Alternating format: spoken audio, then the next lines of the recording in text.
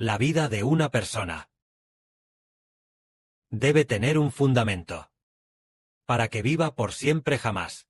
Ahora entendemos que el fundamento de la vida del hombre es recibir a través de una persona, recibir de esta persona, el Espíritu de Dios y del Señor Cristo.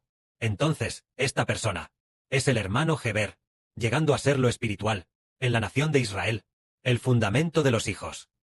Es decir, que toda la humanidad debe, desde el hermano Heber, recibir el Espíritu de Dios y del Señor. Este misterio, ahora, ha sido abierto, desarmado y revelado, haciendo que los hermanos y hermanas lo entiendan más a medida que escuchan. Antes no lo entendíamos, pensando erróneamente antes pensábamos que la vida de cada persona era independiente, de un individuo independiente. Pero después, ahora descubrimos que la vida de cada persona no es independiente, aunque parezca un individuo independiente. Pero resulta que quien pecó fue solo Adán. Y todos mueren. Entonces, ¿cómo puede ser un individuo independiente? Descubrimos que todos nosotros somos descendientes de una sola persona, es decir, descendientes de Adán. Entonces, Adán pecó solo, y todos mueren, porque Adán se convirtió en un árbol. Él es la raíz de este árbol. Y nosotros somos sus ramas. Así que él pecó. Y por lo tanto, dentro de él, ya no hubo vida eterna. Ya no hubo ríos de agua de vida. Así, los ríos de agua de vida desaparecieron, y por ende, ninguno de sus descendientes pudo jamás beber de la fuente del agua de vida. La vida de todos está seca. La vida espiritual está muerta.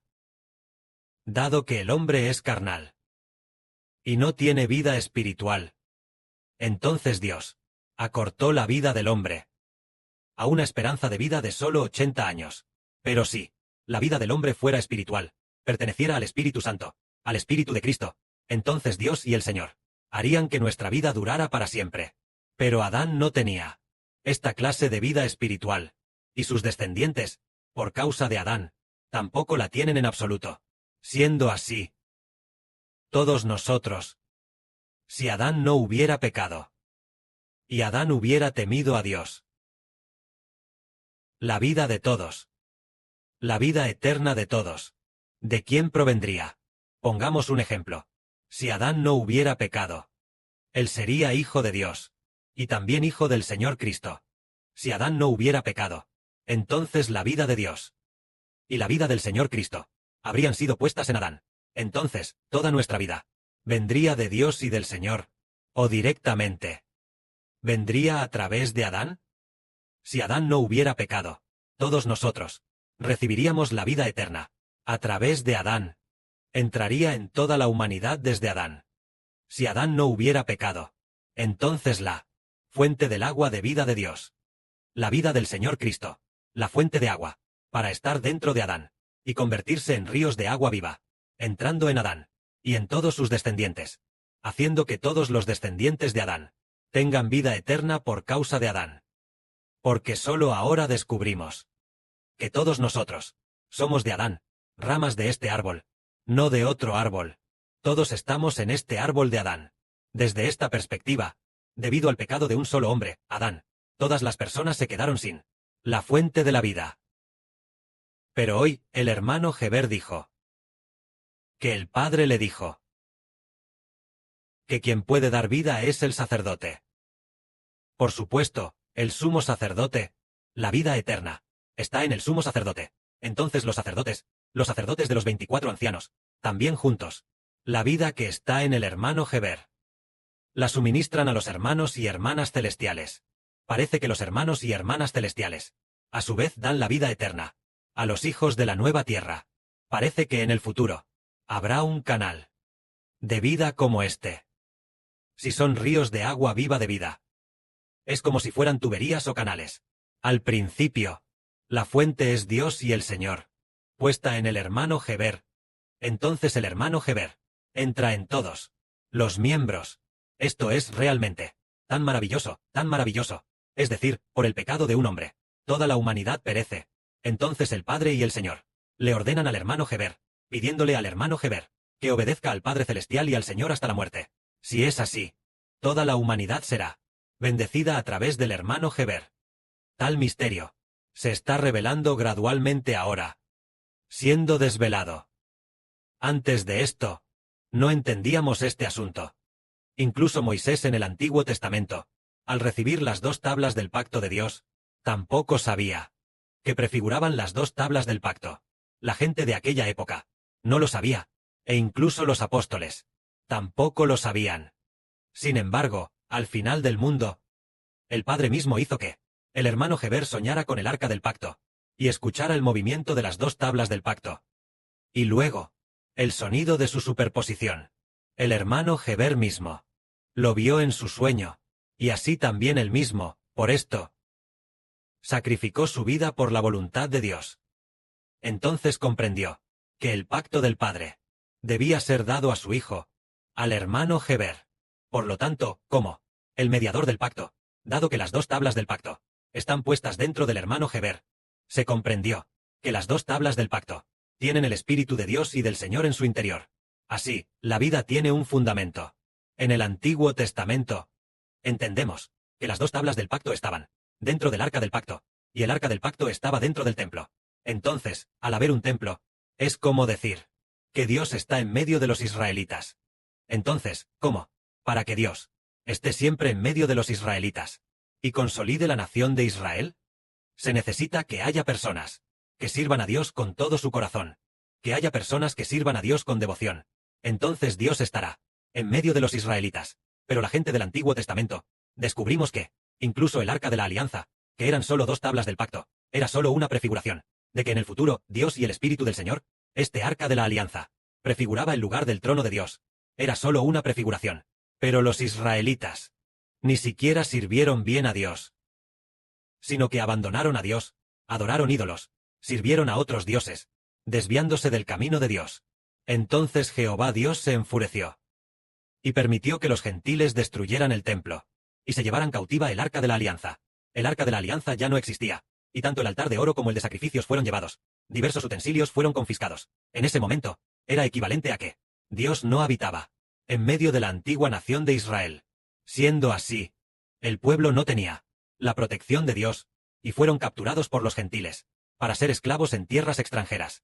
Hoy en día, ¿cómo hacemos que nuestro Dios esté siempre entre nosotros, y el Señor Jesucristo también esté siempre entre nosotros?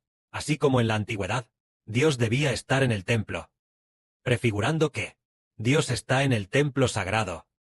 Entonces los sacerdotes del templo debían servir a Dios con devoción, sirviendo a Jehová con todo el corazón y responsabilidad. Entonces el Padre Celestial y el Señor estarían con Israel. Entonces, hoy en día, ¿cómo los hijos espirituales de Israel hacen que Israel, nuestro Padre Celestial, Jehová y nuestro Padre, el Señor Jesucristo, estén siempre con nosotros? Es decir, debemos con toda seriedad servir en el altar y en el altar de oro, a nuestro Dios y Señor, ofreciendo el sacrificio de gratitud más hermoso, que es la oración de acción de gracias más hermosa, y la alabanza de acción de gracias, a nuestro Padre y Señor. Siendo así, el Padre y el Señor estarán con la nación de Israel. Decimos que la vida de una persona obtiene la existencia eterna, porque dentro de su vida ha entrado el agua de vida, y la fuente del agua de vida está con el mediador del pacto. El agua de vida fluye hacia todos los que están en este pacto, pero la fuente del agua de vida debe estar en el mediador del pacto, en el hermano hebreo. El agua de vida es el Espíritu de Dios y del Señor. Por la misma lógica, la prosperidad de una nación depende de si esta nación tiene el templo de Dios, y de si Dios habita en esta nación.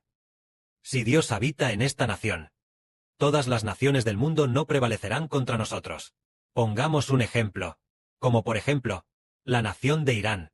Parece que a continuación solo le queda colapsar. Su política no podrá resurgir. El régimen solo puede desmoronarse gradualmente. Es porque esta nación de Irán, su Dios, no puede vencer a nuestro Dios. Nuestro Dios, y el Hijo de nuestro Dios verdadero, nuestro Dios Jehová, y nuestro Padre, el Señor Jesús, fueron a atacar al Dios de Irán. En realidad fue nuestro Señor Jesucristo quien fue a atacar. Atacó al Dios de Irán. El Dios de Irán. Fue por nuestro Señor Jesucristo derrotado. Vencido. Y así el régimen de Irán se derrumbó. A continuación, el régimen de Irán solo puede colapsar por completo. No se reconstruirá su régimen, porque no hay Dios en ellos. Oh su Dios. Ya ha sido por el Señor de la nación de Israel. Nuestro Señor, nuestro Padre, el Señor Jesús, sometido. ¿Y por qué razón es esto? Por el bien de Israel. Por el bien de establecer a Israel. Dios el Padre Celestial, a través de nuestro Padre, el Señor Jesús, fue a atacar a Irán. A continuación, en la tierra hay más de 240 países. Nuestro Señor Jesucristo también los eliminará uno por uno, nación por nación. Y antes de eliminar estas naciones, primero eliminará a los dioses de estas naciones. Los dioses de estas naciones, sus dioses en los cielos, todos habitan en aquella llamada la Gran Babilonia, dentro de ese reino de Satanás. Esos dioses son muchísimos. No son pocos.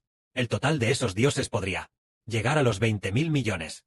Es posible que esos ángeles rebeldes, esos dioses, podrían ser hasta 20.000 millones. Es decir, el Señor Jesucristo fue a batallar y venció.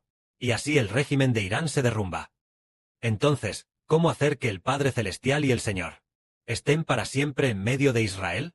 Es que nos concentremos en alabar al Padre Celestial Jehová, concentrarnos en alabar a nuestro Padre, de Señor Jesucristo. Crear bien las canciones de proclamación. Estas canciones posteriores, después de ser seleccionadas y confirmadas, canción por canción, ofrendarlas hermosamente.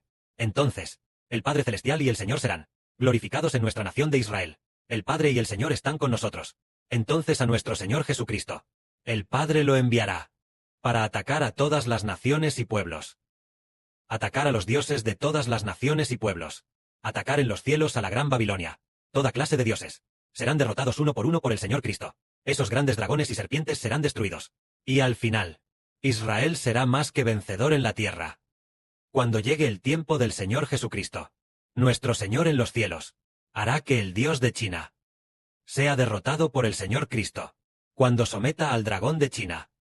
Cuando llegue el tiempo establecido por el Padre, nuestras oraciones ya habrán llegado ante el Padre Celestial. Nuestras alabanzas ya habrán sido escuchadas por el Padre Celestial. El Padre entregará el dragón de China en las manos del Señor, el Señor Jesucristo, ya habiendo sometido al dragón de China. Entonces el escenario político de China colapsará. La política de China va a colapsar. El régimen de China, el régimen del PCC también colapsará. Entonces, el régimen del Israel espiritual surgirá silenciosamente, y el Evangelio podrá llegar a China. Y también a las naciones extranjeras, a todos los pueblos. El éxito de la predicación del Evangelio no radica en nuestros esfuerzos, sino en el cielo, el Señor Jesucristo, el Dios que somete a todas las naciones. Después de eso, nuestro Evangelio podrá ser difundido a todas las naciones. Que la gloria sea para el Padre y el Señor. Amén.